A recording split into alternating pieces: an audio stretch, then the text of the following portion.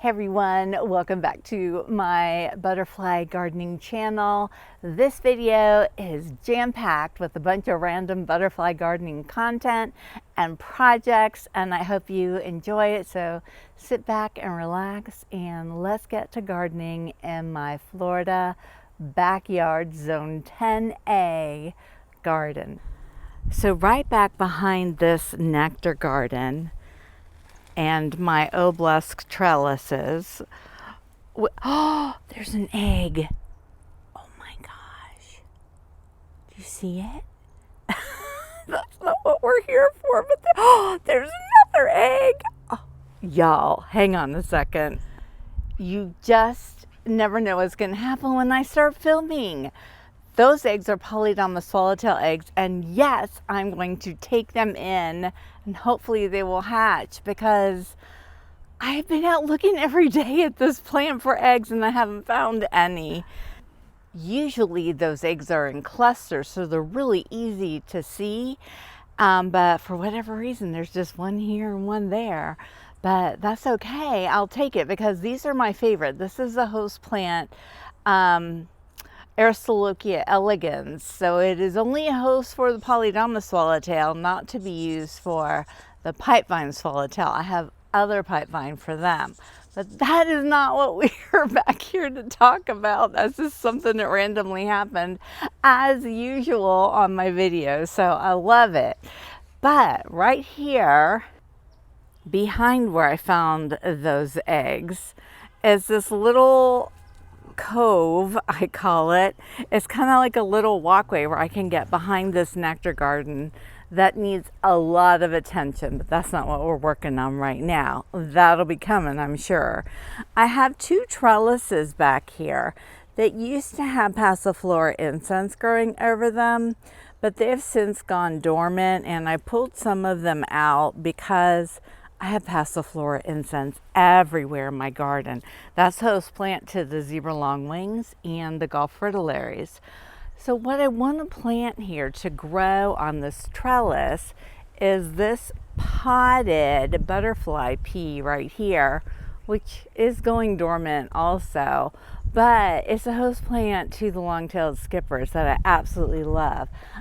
Then sitting on this little shelf right here where this is, I'm going to put a pot of more Aristolochia elegans so that it can grow up and fill up the top part of this obelisk trellis.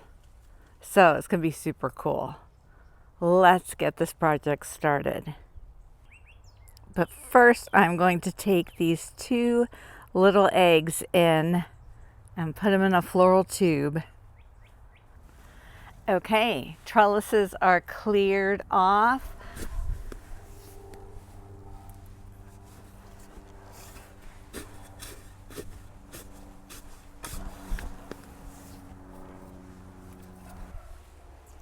Okay, I've got this beauty in the ground.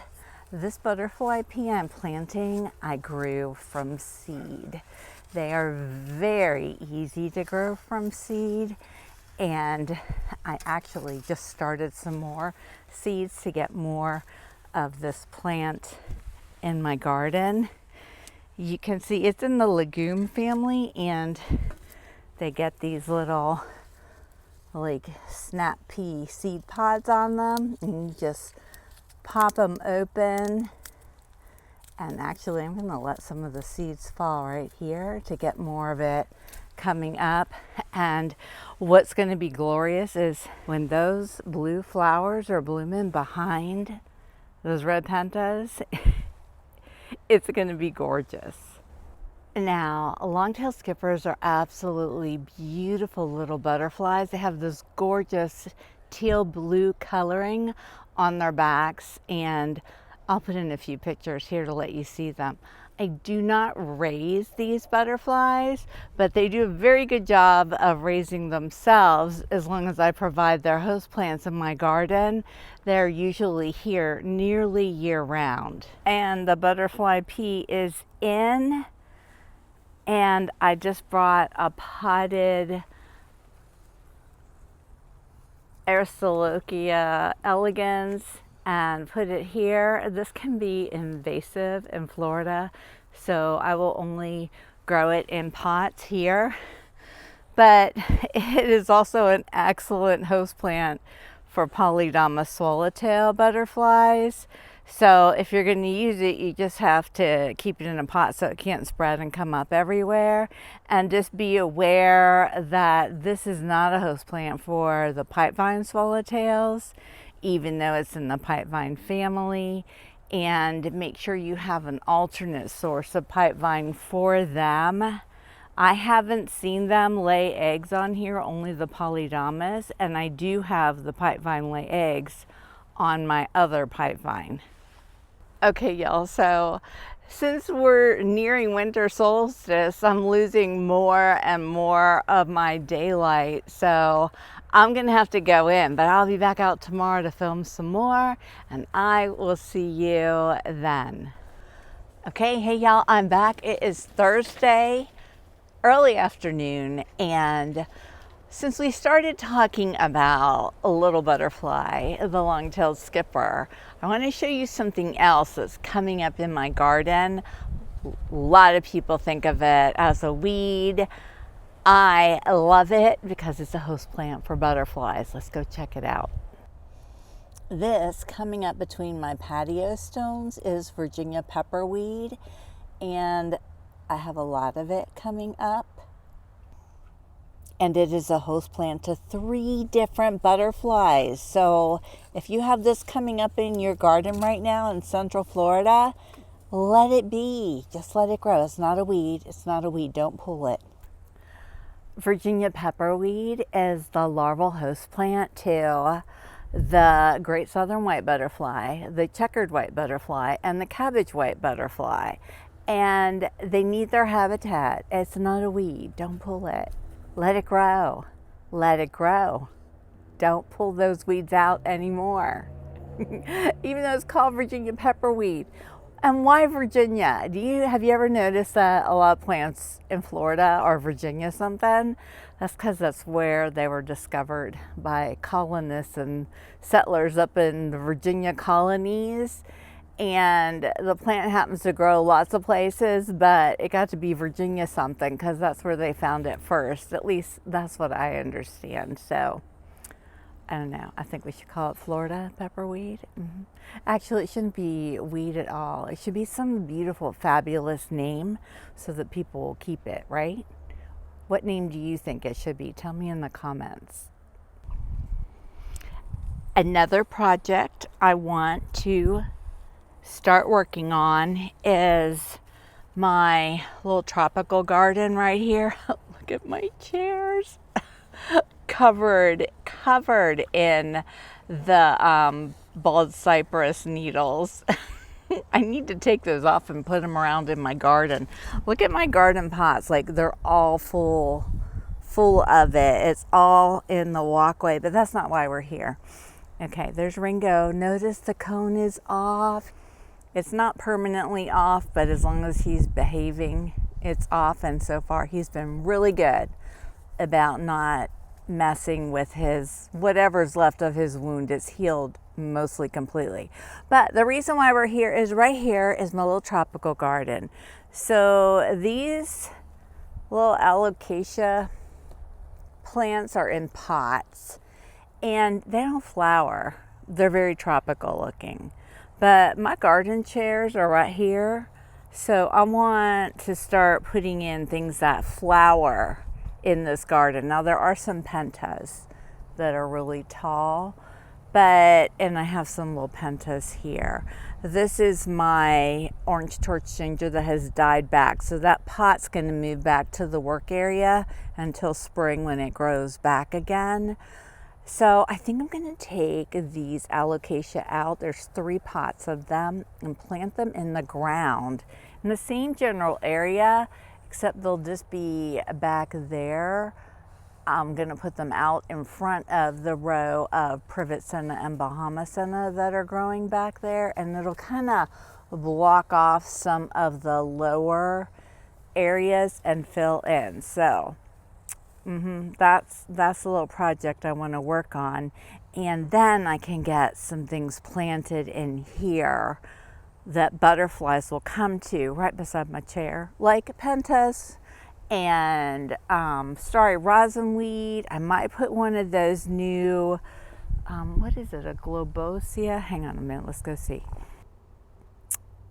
This, butterfly sage. Yeah, there it is. Veronia globosa. But I don't know if it'll get enough sunlight there, so I might not, but I'd love to have one of these in there.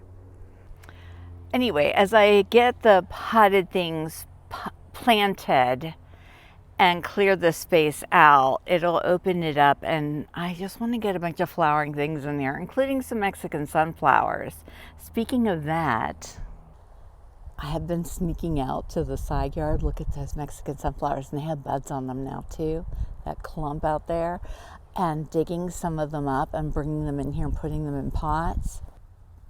They're kind of picky about transplanting, so I've only done a couple of them to see how they'll do, see how droopy it looks, but I think it'll perk up and come back, and that way I can get some more growing in my garden faster than starting them from seed. And then when this one does well, then I can transplant it into the ground in my garden somewhere. So I'm working on that too. So I'm going to go ahead and just plant one of these alocasias right now to see how it does. And y'all, my energy is back. I feel like myself. This is the first day I had woken up and just been going about my normal routine, and it's already afternoon and I don't feel like I need to lay down or I need a nap. I am so happy about that, but I'm also not going to push it.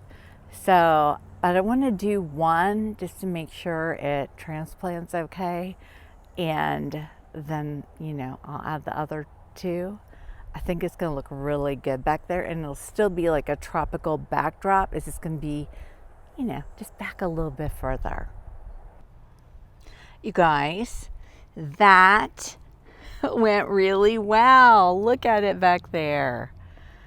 And it's pretty fabulous because it's right there beside my red fire spike.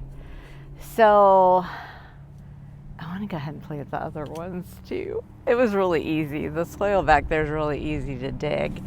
And I also, look, I have this big pot. That was where my Malaysian orchid was that died, clearly. And I'm not going to get another one because as beautiful as it was, y'all, I never saw it attract anything. So now I have a pot. And I also have this square pot right here. It doesn't really have anything planted in it. It has random potted things in it. Like there's a Florida native wild petunia. So over here, this Bahama Senna keeps wanting to lean out. You can see I have one of those little trellises holding it up. So I might slide this planter over there to kind of keep that Bahama Senna going up, and then put another alocasia right there. Let me go see how that's gonna look. But I like this very much. Okay, so I planted two, and the third one is gonna wait for another day because I'm not gonna push my limits, but I really like it. Look at how cool it looks back there now. With the one little pot in the middle, I can plant some shade-loving, flowering something in there. And then those two alocasias will probably grow up now that they're not restrained to their pots, and they can just fill in and they will spread. There's already babies coming off. See that? So that's going to be fabulous. I really, really love it. And I love the idea of having this whole garden area full of flowers for butterflies, because that's what this garden's all about, y'all. It's about feeding and taking care of and putting more habitat right in our own backyards so that we can help keep the butterfly populations going. We can put in a stepping stone connecting bigger open natural areas by putting a butterfly garden in your backyard. You're expanding travel patterns for all kinds of wildlife to connect the wildlife corridor, and it's a fabulous thing. And of course, even better, you get to see butterflies in your backyard all the time, almost. So speaking of that, I am definitely seeing fewer butterflies in my garden, and I don't like it, but I also know it's the time of year. I see zebra longwings every day. If I'm lucky, I see a Gulf fritillary. I'm seeing the long-tailed skippers, the little Cassius blues. Every once in a while, I see a swallowtail. I saw a giant swallowtail one day last week, and I've seen a couple eastern tiger swallowtails here and there that I photographed for you. But mostly that's it. Oh, I saw monarch the other day too. And queens. Okay, look at me. But we've had like a cool front come through, so there's not been a lot. Like they'll just go south more when it gets cooler here. And I don't like it. I want my 80s back. But one other thing I've noticed is my passiflora incense, like the established plants, are turning yellow like they're dying back. But yet other places in my garden, I've got fresh new ones coming up everywhere.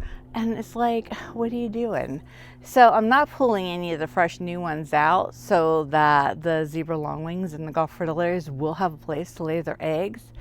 But also, like, why can't my bigger established plants put out new growth too?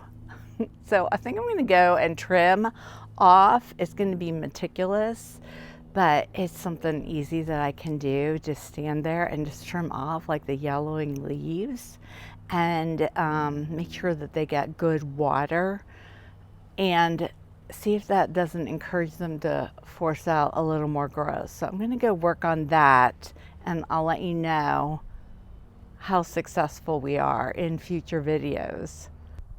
See, like, look right here. Look at this gorgeous passiflora incense coming up. It's fresh green leaves, perfect for caterpillar munching. But then look at this on my obelisk trellis. Look at how yellow and dry it looks. Look at here. Look at this. This twine vine growing up in here. I love it. Host plant for monarchs and queens. But anyway, I'm just gonna like do a lot of trimming and see if we can't get this to force out some fresh growth, because the zebra longwings are year-round butterflies, can be, in my garden. And so I need to make sure their host plant is here for them to support that.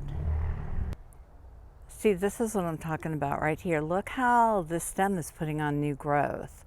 So I'm hoping if I trim a lot of these yellowing leaves off, this is what's going to happen, because it's the little ends of new growth where the zebra longwings lay their eggs. So we've got like this. Look at this.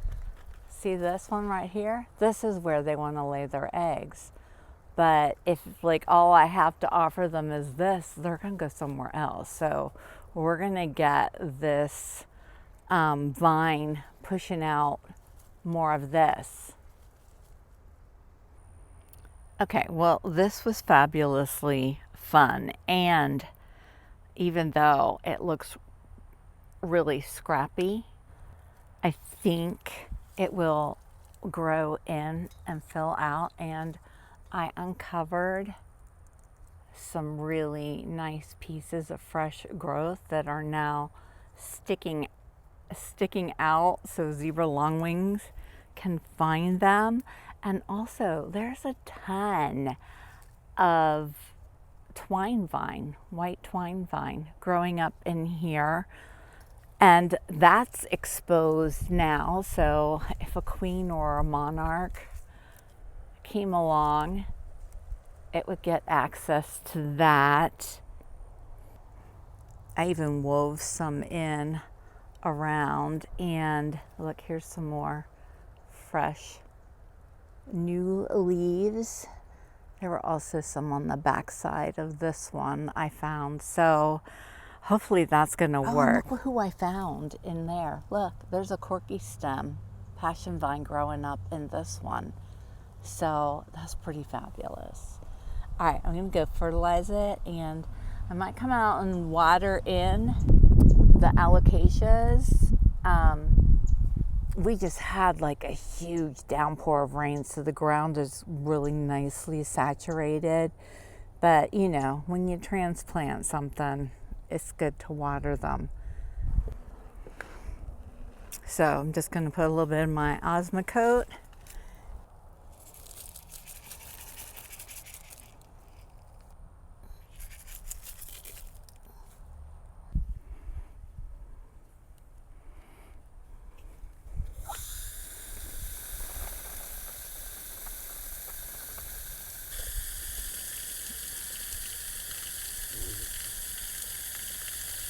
Well, that wraps up this butterfly gardening video. And if you like this video, you know what to do. And I will see you guys on Monday. And please just do me one more favor and comment. And if you can't think of anything to say, that's fine. Just one emoji is all you need to do. Just one emoji, so I will know you are here. All right, bye everyone. Thanks for watching.